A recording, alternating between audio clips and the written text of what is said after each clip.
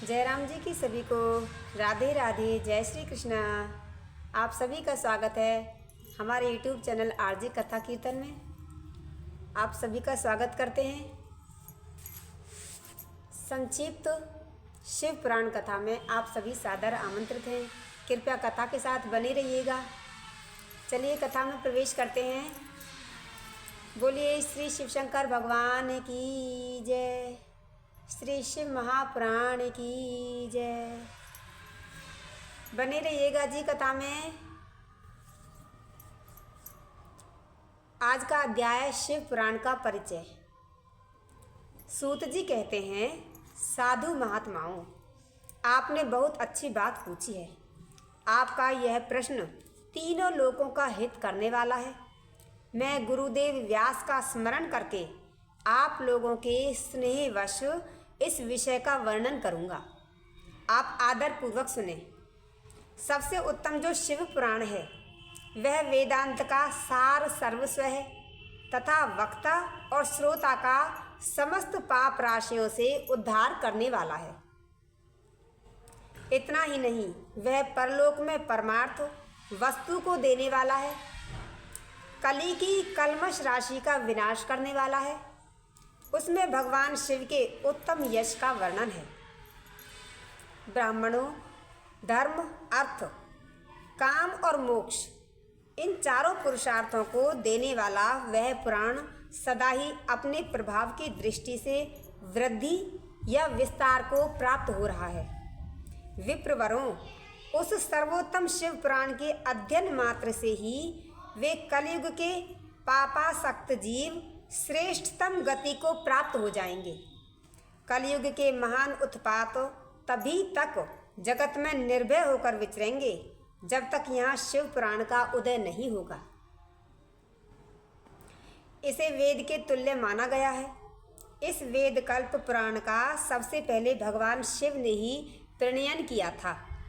भगवान शिव ने ही विद्येश्वर संहिता, रुद्र संहिता, विनायक संहिता, उमा संहिता, मातृ संहिता,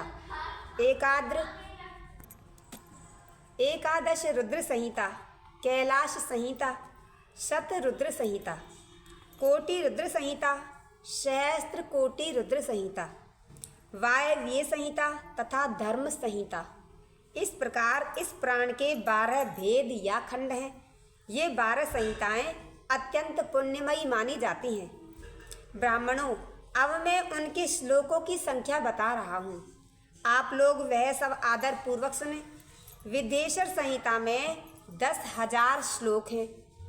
रुद्र संहिता, विनायक संहिता, उमा संहिता और मातृ संहिता, इनमें से प्रत्येक में 8-8 हजार श्लोक हैं। ब्राह्मणों, एकादश रुद्र संहिता में 13,000, कैलाश संहिता में 6,000, शत रुद्र संहिता में 3,000, कोटि रुद्र संहिता में 9,000, सहस्त्र कोटि रुद्र संहिता में 11,000, वायव्य संहिता में 4,000 तथा धर्म संहिता में 12,000 श्लोक हैं। इस प्रकार मूल शिव पुराण की श्लोक संख्या 1,00,000 है, परंतु व्यास जी ने उसे 24,000 श्लोकों में संक्षिप्त कर दिया है।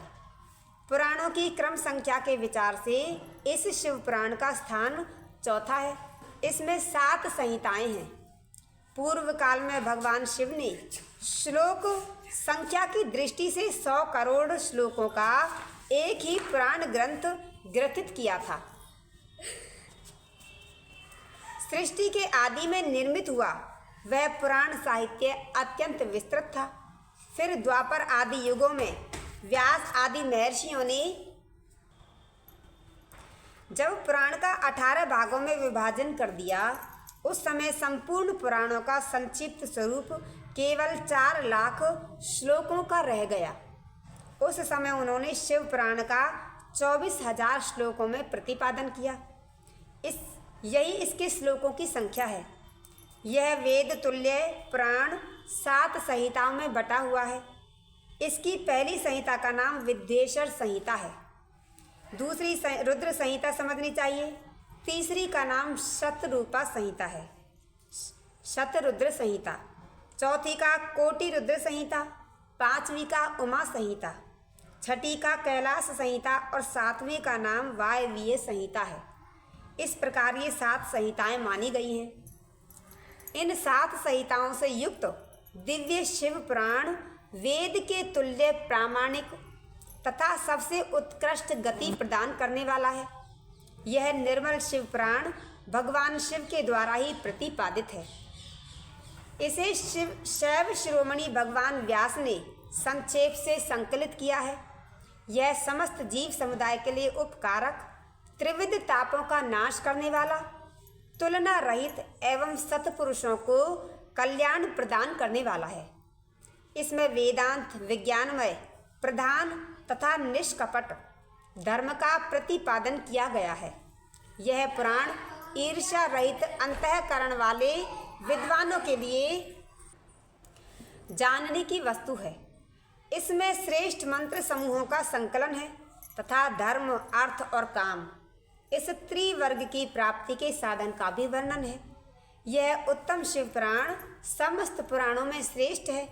वेद वेदांत में वेद रूप से विलसित परम वस्तु परमात्मा का इसमें गान किया गया है। जो बड़े आदर से इसे पढ़ता और सुनता है वह भगवान शिव का प्रिय होकर परम गति को प्राप्त कर लेता है। तो ये थी श्री शिव पुराण कथा। इसे ध्यान लगाकर सुनिएगा। अगर अच्छी लगे तो आगे भी शेयर करिएगा जिससे सभी लोग इससे लाभ उठा सकें। राधे राधे, जय श्री कृष्णा, ओम नमः शिवाय।